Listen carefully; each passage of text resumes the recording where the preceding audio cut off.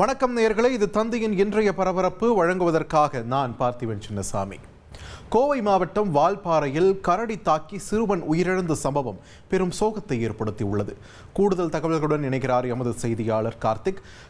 வணக்கம். இந்த விவகாரம் தொடர்பாக ஆரம்பத்தில் சிறுத்தைன்ற ஒரு தகவல் வந்தது, இப்போ கரடின்னு தெரிய வந்திருக்கு. இந்த சம்பவம் எப்பொழுது நடந்தது? அங்குள்ள மக்கள் என்ன சொல்றாங்க, என்ன கோரிக்கை வைக்கிறாங்க? விரிவான தகவல்கள். வணக்கம். கோவை மாவட்டம் வால்பாறை அடுத்த வேவர்வெளி எஸ்டேட் என்ற பகுதியில் பாத்தீங்கன்னா வடமாநில தொழிலாளர்கள் குடும்பமாக தங்கி அங்க அந்த தேயிலை தோட்டத்திலிருந்து வேலை பார்த்து வருகிறார்கள். இந்த சூழல்ல 8 வயதுடைய நூருல் இஸ்லாம் என்பவருடைய அஸ்ஸாம் மாநிலத்தைச் சேர்ந்த தம்பதியின் மகன் அங்க எஸ்டேட் அவர் குடியிருப்பு பகுதியை அருகே விளையாண்டு கொண்டிருப்பதாக தெரிகிறது. 8 மணி ஆகியும் அந்த சிறுவனை காணாதனால பெற்றோர்கள் தேட ஆரம்பித்திருக்கிறார்கள். அங்கு தேட ஆரம்பிக்கும் போது ஒரு புதரில் சத்தம் கேட்டதை அடுத்து அங்க இருக்கக்கூடிய தொழிலாளர்கள் உடனடியாக அந்த பகுதிக்கு போய் பார்க்கும்போது பேச்சு மூச்சு இல்லாமல் சிறுவன் கிடந்துள்ளார். உடம்பில் காயங்கள் அதிகமா இருந்தனால முதல் கட்டமா அந்த சிறுவனை சிறுத்தை தாக்கி இருக்கும் என்ற ஒரு தகவலோட அங்க இருக்கக்கூடிய பெற்றோர்கள் உடனடியாக அங்க இருக்கக்கூடிய பெரியவர்களை கூப்பிட்டு கொண்டு அந்த சிறுவனையும் உடனே கொண்டு வால்பாறை அரசு மருத்துவமனை கொண்டு சென்றிருக்காங்க. அங்கு அவர் உடம்புக்குடைய காயங்களை பார்த்த பிறகு இந்த காயம் கரடி தாக்கிதான் அந்த சிறுவன் உயிரிழந்திருப்பார் என்பதை தற்போது உறுதி செஞ்சிருக்காங்க. சிறுவனை தாக்கியது கரடிதான் என்று ஆனைமலை புலிகள் காப்பக கலை இயக்குனர் வெங்கடேஷ் என்பவர் அந்த தகவலை உறுதி செஞ்சிருக்கார். கடந்த ஜூன் மாதம் 7ஆம் தேதி இதே போன்று அந்த பகுதியில் அந்த பகுதிக்கு அருகில் இருக்கக்கூடிய மற்றொரு எஸ்டேட்ல 7 வயதுடைய சிறுமியை சிறுத்தை தாக்கி அந்த சிறுமி உயிரிழந்தார். இந்த சூழல்ல தற்போது 8 வயது மகன் அதாவது சிறுவன் வனவிலங்கு அதாவது சிறுத்தை கரடி தாக்கி உயிரிழந்திருக்கார். இது போன்று தொடர்ச்சியாக அந்த வால்பாறை பகுதியில் வனவிலங்குகள் மனித மோதல் தாக்குதல் நடக்கிறதுனால அங்க இருக்கக்கூடிய மொழி தெரியாத மாற்று மாநிலத்தை சேர்ந்த மக்களுக்கும் அங்க இருக்கக்கூடிய தமிழ் மக்களுக்கும் இது குறித்தான விழிப்புணர்வு ஏற்படுத்த வேண்டும் என்ற கோரிக்கை எழுந்திருக்கு. தற்போது அந்த சிறுவனை இழந்த குடும்பமும் சரி, அங்க இருக்கக்கூடிய எஸ்டேட் இருக்கக்கூடிய மற்ற குடும்பத்திலும் சரி பெரும் சோகத்துல இருப்பது அங்க இருக்கக்கூடிய காட்சிகளும் அந்த புகைப்படமும் நமக்கு காண்பிக்கிறது. நன்றி கார்த்திக், உங்களுடைய விரிவான தகவல்களுக்கு. கேரளாவில் இருந்து வந்திருக்கு ஒரு கோர காட்சி. ஓடிக்கொண்டிருந்த பேருந்திலிருந்து பெண் தவறி விழுந்து உயிரிழந்த காட்சி அதிர்ச்சியை ஏற்படுத்தியுள்ளது.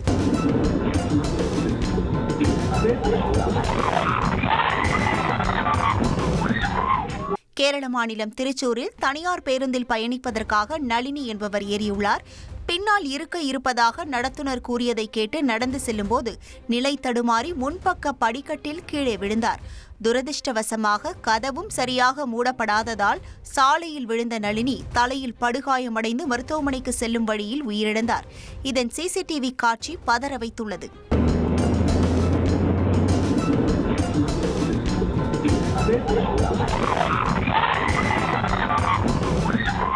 நடிகை மீரா மிதுன் டெல்லி மனநல மருத்துவமனையில் அனுமதிக்கப்பட்டுள்ளதாக காவல்துறை தரப்பில் சென்னை உயர்நீதிமன்றத்தில் தெரிவிக்கப்பட்டது. பட்டியலினத்தவர் குறித்து அவதூறாக பேசியதாக தொடரப்பட்ட வழக்கில் மீரா மிதுனை நேரில் ஆஜர்படுத்த சென்னை உயர்நீதிமன்றம் உத்தரவிட்டிருந்தது. வழக்கு விசாரணைக்கு வந்தபோது மீரா மிதுனுக்கு மனநலம் பாதிக்கப்பட்டுள்ளதால் சென்னைக்கு அழைத்து வர முடியவில்லை என்று போலீசார் தெரிவித்தது குறிப்பிடத்தக்கது. குஜராத்தில் சிங்கமோ மனிதரோ நேருக்கு நேர் பார்த்த பிறகு கொடுத்த ரியாக்ஷன் தான் இப்போதைக்கு வைரல் வீடியோ. மனிதனும் சிங்கமும் தற்செயலாக நேருக்கு நேர் சந்தித்த பிறகு கொடுத்த ரியாக்ஷன் வீடியோ இணையத்தில் வைரலாகி வருகிறது. குஜராத் மாநிலம் ஜுனாகத் பகுதியில் உள்ள சிமெண்ட் தொழிற்சாலை வளாகத்தில் ஊழியர் ஒருவர் நடந்து சென்று கொண்டிருந்த போது அந்த வழியாக சிங்கமும் உலா வந்துள்ளது. ஒரு கட்டத்தில் சிங்கமும் அந்த ஊழியரும் தற்செயலாக நேருக்கு நேர் பார்க்க ஷாக்கில் 2 உயிரும் அலறி அடித்து ஓட்டம் பிடித்த காட்சி இணையத்தில் அதிகம் பகிரப்பட்டு வருகிறது.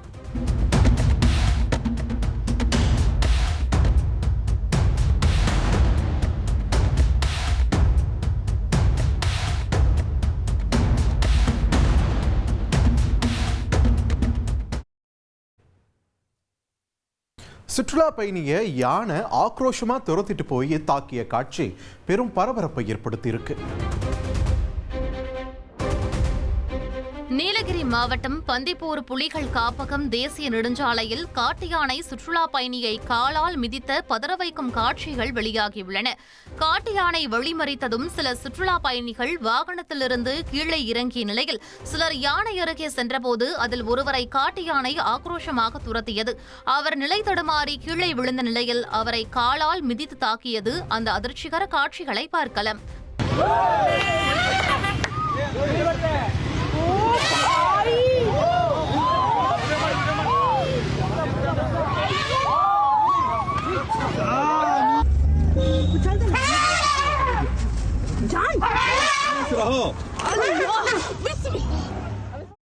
சுற்றுலா பயணிகள் சப்தம் எழுப்பிய நிலையில் அந்த யானை அங்கிருந்து சென்றது. படுகாயமடைந்த சுற்றுலா பயணி கர்நாடகாவில் சிகிச்சை பெற்று வருவதாக தெரிவிக்கப்பட்டுள்ளது. 22 வயது இளைஞர் நடு ரோட்ல வெட்டி கொலை செய்யப்பட்ட வழக்கில் போலீசார் 7 பேரை கைது பண்ணியிருக்காங்க. கையை வெட்டியதற்கு பழிக்கு பழியாக வாலிபரின் உயிரை எடுக்க அரசியல் பிரமுகரின் கணவர் போட்ட பகீர் ஸ்கெட்ச் இது. ரத்தனகிரி காவல் நிலையத்திலிருந்து சரியாக 100 மீட்டர் தொலைவில் உள்ள ஒரு துணிக்கடை அன்று கொலைக்களமாக மாறியிருந்தது.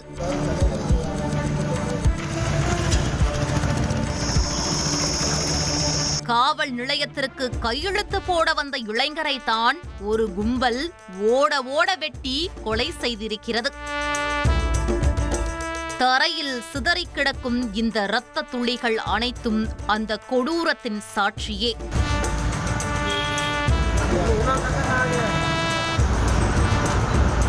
கொல்லப்பட்டவர் அம்மனூர் பகுதியைச் சேர்ந்த அவினேஷ்.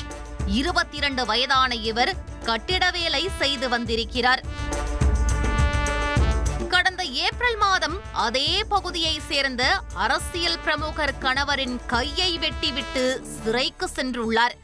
அதன் பின் ஜாமீனில் வெளிவந்த அவினேஷ் உயிருக்கு ஆபத்து இருப்பதாக நினைத்து ராணிப்பேட்டை மாவட்ட எல்லையில் உள்ள ரத்னகிரி காவல் நிலையத்தில் தினமும் ஜாமீன் கையெழுத்திட்டு வந்திருக்கிறார். சம்பவத்தன்றும் கையெழுத்து போட வந்தவரைத்தான் அந்த கும்பல் காத்திருந்து கதையை முடித்திருக்கிறது. இந்த சம்பவம் தொடர்பாக வழக்கு பதிவு செய்த காவல்துறையினர் விசாரணையை தொடங்குவதற்குள் குற்றவாளிகள் வரிசையாக வந்து காவல் நிலையத்தில் சரணடைந்திருக்கிறார்கள். அவர்களிடம் விசாரித்த போதுதான் ஏப்ரல் மாதம் வெட்டப்பட்ட கைக்கு பழிக்கு பழியாக தற்போது அவினேஷின் உயிர் பறிக்கப்பட்ட பயங்கரம் தெரிய வந்திருக்கிறது.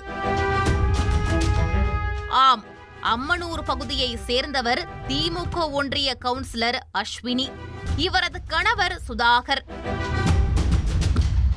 48 வயதாகும் இவர் அதே பகுதியில் பைனான்ஸ் உட்பட பல தொழில்களை செய்து வருகிறார்.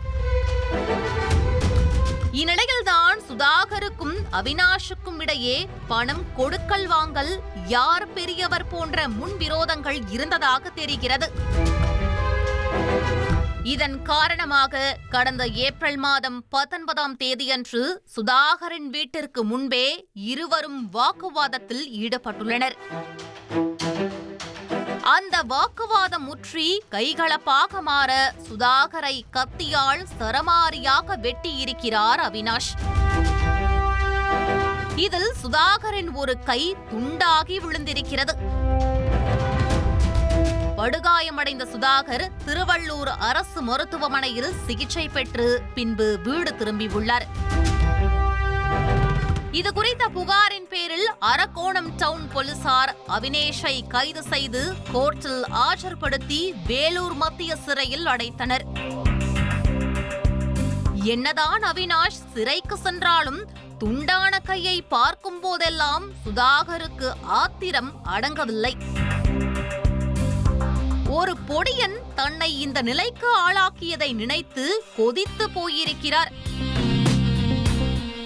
இதனால் அவினாஷ் சிறையிலிருந்து வெளிவரும் நாளுக்காக காத்திருந்துள்ளார். அதன்படி சமீபத்தில் வெளிவந்த அவினாஷ் ஜாமீன் கையெழுத்து போட ரத்னகிரி காவல் நிலையத்திற்கு செல்வதை நோட்டமிட்டு ஸ்கெட்ச் போட்டிருக்கிறார். சம்பவத்தன்று கூட்டாளிகளுடன் சேர்ந்து காவல் நிலையத்தை விட்டு வெளியே வந்த அவினாஷை நடு ரோட்டில் ஓட ஓட வெட்டி கொலை செய்தது விசாரணையில் தெரிய வந்திருக்கிறது. முதலில் இந்த கும்பல் நீதிமன்ற வளாகத்தில் வைத்தே அவினாஷை முடிக்க திட்டம் தீட்டியுள்ளது. ஆனால் அங்கு பலத்த பாதுகாப்பு இருந்ததால் முடியாமல் போயிருக்கிறது என சுதாகரின் வாக்குமூலத்தில் தெரிந்தது. தொடர்ந்து சுதாகர் உட்பட 5 பேரை காவல்துறையினர் கைது செய்து விசாரித்து வருகின்றனர். அரசு கல்லூரியில் வெளியாட்களை வரவழைத்து மாணவர்கள் கொடூரமாக தாக்கப்பட்ட காட்சி பெரும் பரபரப்பை ஏற்படுத்தியுள்ளது. கடலூர் மாவட்டம் விருதாச்சலத்தில் கொளஞ்சியப்பர் அரசு கலைக் கல்லூரியில் மாணவர்களிடையே ஏற்பட்ட முன்விரோதத்தால் ஒரு தரப்பினர் வெளியாட்களை அழைத்து வந்து மற்றொரு தரப்பினரை தாக்க முயன்ற சம்பவம் பரபரப்பை ஏற்படுத்தியுள்ளது.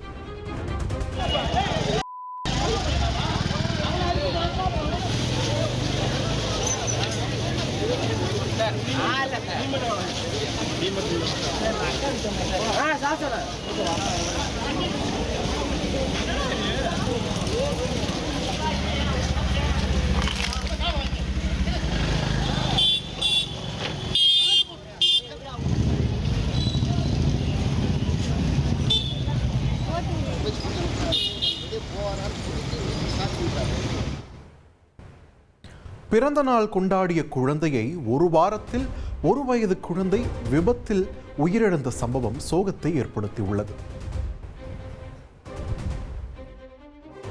ராமநாதபுரத்தில் ஆட்டோ கவிழ்ந்த விபத்தில் சிக்கி 1 வயது குழந்தையும் ஒரு பெண்ணும் உயிரிழந்த சம்பவம் சோகத்தை ஏற்படுத்தியுள்ளது. ராமேஸ்வரம் வடகாடு பகுதியைச் சேர்ந்த சிவா என்பவர் வாடகை ஆட்டோவை எடுத்துக்கொண்டு தனது காலில் இருந்த காயத்தை மருத்துவமனையில் காண்பிப்பதற்காக தனது 1 வயது குழந்தையான தமிழினியன் உட்பட தனது குடும்பத்தினருடன் ராமநாதபுரத்திற்கு சென்று கொண்டிருந்தார். பெருங்குளம் பகுதியில் சென்றபோது எதிரே வந்த வாகனத்திற்கு வழிவிட முயன்றபோது ஆட்டோவானது விபத்துக்கு உள்ளானது. இதில் குழந்தை தமிழினியன் சம்பவ இடத்திலேயே பரிதாபமாக உயிரிழந்தார். மேலும் மருத்துவமனையில் சிகிச்சை பெற்று வந்த குழந்தையின் அத்தையான ராணியும் உயிரிழந்தார். இந்த சூழலில் கடந்த வாரத்தில் குழந்தை பிறந்தநாள் கொண்டாடிய நிலையில் விபத்தில் உயிரிழந்தது கண்கலங்க வைத்துள்ளது.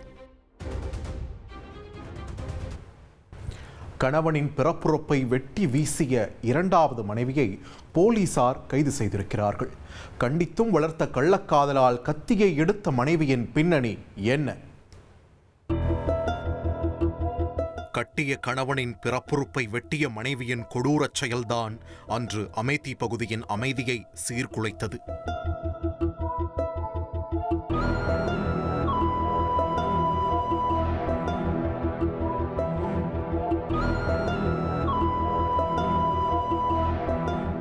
மயக்க மருந்து கொடுத்து மிளகாய் பொடியை முகத்தில் தூவி கணவனின் வயிறு, கை, கால் என பல இடங்களில் சரமாரியாக கத்தியால் கிழித்த அந்த கொடூர மனைவி ஆத்துக்காரரின் அந்தரங்க உறுப்பையும் அறுத்து எடுத்துள்ளார்.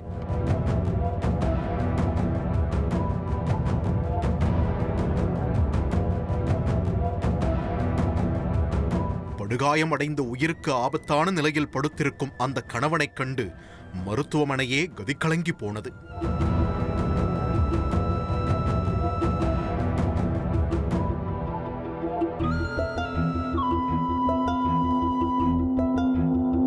உத்தரப்பிரதேச மாநிலம் அமேதி அடுத்துள்ள மஹால்கஞ்ச் கச்சனாவ் பகுதியைச் சேர்ந்தவர் அன்சார் அகமது.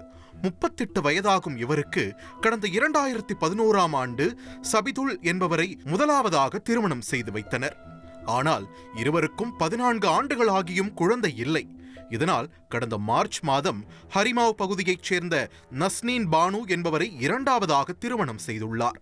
மூவரும் ஒரே வீட்டில் வாழ்ந்து வந்துள்ளனர்.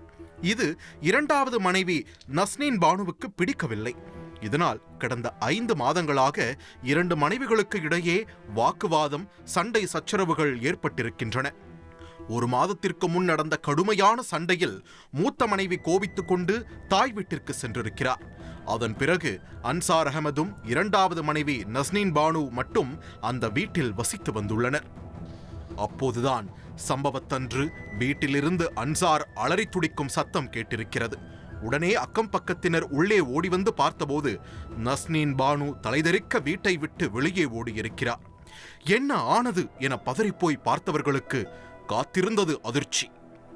உடல் முழுவதும் வெட்டுக்காயங்களுடன் இரத்த வெள்ளத்தில் உயிருக்கு போராடியபடி கிடந்திருக்கிறார். அவரின் பிறப்புறுப்பும் துண்டாகி தனியே கிடந்துள்ளது. உடனே மருத்துவமனைக்கு அழைத்துச் செல்லப்பட்டு அவருக்கு தீவிர சிகிச்சை அளிக்கப்பட்டு வருகிறது. போலீசாருக்கும் தகவல் கொடுக்கப்பட்டிருக்கிறது. சம்பவ இடத்திற்கு விரைந்த போலீசார் இந்த பயங்கரத்தை செய்தது அன்சாரின் இரண்டாவது மனைவி நஸ்னீன் பானுதான் என்பதை உறுதி செய்திருக்கிறார்கள். அடுத்த கணமே தப்பி ஓடிய நஸ்னீனை தேடி பிடித்து விசாரணை நடத்தியிருக்கிறார்கள். அதில்தான் பல திடுக்கிடும் உண்மைகள் வெளிவந்தன. நஸ்னீனுக்கும் அன்சாருக்கும் திருமணமாகி 5 மாதங்கள் தான் ஆகின்றன. இதில் நஸ்னீன் கணவனின் முதல் மனைவியோடு சண்டை போட்டு அவரை விரட்டி அடித்திருக்கிறார். ஆனால் அதன் பிறகுதான் நஸ்னீனுக்கு காத்திருந்தது பெரும் அதிர்ச்சி. அன்சார் வேறு ஒரு பெண்ணுடன் கள்ளக்காதலில் இருந்ததாக தெரிகிறது. அவரை கண்டித்தும் அதை கைவிட அவர் மறுத்ததால் இந்த கொடூரத்தை செய்ய துணிந்திருக்கிறார் நஸ்னீன். சம்பவத்தன்று அன்சாருக்கு மயக்க மருந்து கலந்து கொடுத்திருக்கிறார் நஸ்னீன். அதை உண்டவுடன் அன்சார் மயங்கி உள்ளார். இதுதான் சமயம் என்று கத்தியால் கணவனின் உடலை சரமாரியாக வெட்டியிருக்கிறார். ஆனால் விழுந்த வெட்டுகளில் வலி தாங்க முடியாமல் அன்சார் அரை மயக்கத்தில் கத்தி கதறி உள்ளார். உடனே வீட்டில் இருந்த மிளகாய் பொடியை அன்சாரின் முகத்தில் வீசிய நஸ்னீன் கணவனின் பிறப்புறுப்பையே வெட்டி வீசியது விசாரணையில் தெரிய வந்திருக்கிறது. இதில் உயிருக்கு ஆபத்தான நிலையில் அன்சார் ரேபரேலியில் உள்ள எய்ம்ஸ் மருத்துவமனையில் சிகிச்சை பெற்று வருகிறார். அன்சாரின் குடும்பத்தினர் அளித்த புகாரின் அடிப்படையில் காவல்துறையினர் மனைவி நஸ்னீன் பானுவை கைது செய்து தொடர் விசாரணை மேற்கொண்டு வருகின்றனர். கள்ளக்காதல் மற்றும் குடும்பச் சண்டையில் கணவனின் பிறப்புறுப்பை வெட்டிய மனைவியின் செயல் அப்பகுதியை பெரும் அதிர்ச்சியில் ஆழ்த்தியிருக்கிறது. தண்ணீர் தொட்டிக்காக தோண்டப்பட்ட பள்ளத்தில் விழுந்து சிறுவன் உயிரிழந்த சம்பவம் சோகத்தை ஏற்படுத்தியுள்ளது. திருப்பத்தூர் மாவட்டம் வாணியம்பாடி அருகே புதிதாக கட்டப்பட்டு வரும் வீட்டில் தண்ணீர் தொட்டி அமைப்பதற்காக தோண்டப்பட்ட பள்ளத்தில் விழுந்து சிறுவன் உயிரிழந்தான். வாணியம்பாடியை அடுத்த பெத்தக்கல்லுப்பள்ளி பகுதியைச் சேர்ந்த குணநாதனின் 3 வயது மகன் தர்ஷன் சைக்கிளில் விளையாடிக் கொண்டிருந்த போது அங்கு புதிதாக கட்டப்பட்டு வந்த வீட்டின் தண்ணீர் தொட்டி பள்ளத்தில் விழுந்து இறந்ததாக கூறப்படுகிறது. இதுகுறித்து அம்பலூர் போலீசார் வழக்கு பதிவு செய்து விசாரணை மேற்கொண்டு வருகின்றனர். சிவகங்கையில் பள்ளி வாசலிலேயே +2 மாணவி காரில் கடத்தப்பட்ட சம்பவம் அதிர்ச்சியை ஏற்படுத்தியுள்ளது. சிவகங்கை மாவட்டம் மானாமதுரை அருகே பள்ளிக்கூட வாயிலில் காரில் கடத்தப்பட்ட 17 வயது மாணவி காரிலிருந்து குதித்து தப்பிய சம்பவம் பரபரப்பை ஏற்படுத்தியுள்ளது. மானாமதுரை அருகே உள்ள கிராமத்தை சேர்ந்த மாணவி அரசு பெண்கள் பள்ளியில் +2 படித்து வருகிறார். இந்நிலையில் அவரது சகோதரர் இருசக்கர வாகனத்தில் பள்ளிக்கூட வாயிலில் இறக்கிவிட்டு சென்றார். அப்போது எதிரில் உள்ள கடைக்கு மாணவி சென்றபோது காரில் வந்த 6 பேர் மாணவியை தூக்கி காரில் கடத்தி சென்றனர். சிவகங்கை பேருந்து நிலையம் அருகில் வந்தபோது அவர்களோடு சண்டையிட்டு காரிலிருந்து குதித்து மாணவி தப்பினார். காயமடைந்த மாணவியை பொதுமக்கள் மீட்டு சிவகங்கை அரசு மருத்துவமனையில் சிகிச்சைக்காக சேர்த்துள்ளனர். காரிலிருந்து அடையாளம் தெரியாத 6 பேரும் தப்பி சென்றனர். இந்த சம்பவம் அப்பகுதியில் பரபரப்பை ஏற்படுத்தியுள்ளது. போலீஸ் ஸ்டேஷன் நடத்தி மோசடி செய்த கும்பலை போலீசார் கைது பண்ணியிருக்காங்க. உத்தரப்பிரதேச மாநிலம் காசியாபாத்தில் சில நாட்களுக்கு முன்பு போலியான தூதரகம் நடத்தி வந்த நபரை காவல்துறையினர் கண்டுபிடித்து கைது செய்தனர். அந்த பரபரப்பு அடங்குவதற்கு முன்பாகவே தற்பொழுது உத்தரப்பிரதேச மாநிலம் நொய்டா பகுதியில் போலியான காவல் நிலையம் அமைத்து செயல்பட்டு வந்த 6 பேர் கொண்ட கும்பல் சிக்கியுள்ளது. International police and crime investigation bureau என்ற பெயரில் போலியான காவல் நிலையம் நடத்தப்பட்டு வந்துள்ளது. இவர்கள் அனைவரும் 12ஆம் வகுப்பு வரை மட்டுமே படித்தவர்கள். அவர்களிடம் இருந்து அமைச்சகங்களால் அங்கீகரிக்கப்பட்ட சான்றிதழ்கள், சர்வதேச காவல்துறை மற்றும் குற்றப்புலனாய்வு பணியகத்தின் 4 பலகைகள், ரூபாய் 42,300 ரொக்கம் மற்றும் பிற ஆவணங்களும் பறிமுதல் செய்யப்பட்டன. கடந்த 15 நாட்களாக அலுவலகத்தை நடத்தி வந்த அவர்கள் இணையத்திலும் நன்கொடைகளை பெற்றுள்ளது குறிப்பிடத்தக்கது. இத்துடன் தந்தையின் இன்றைய பரபரப்பு நிறைவு பெறுகிறது. ஒரு சிறிய இடைவேளைக்கு பிறகு தந்தையின் செய்திகள் தொடரும்.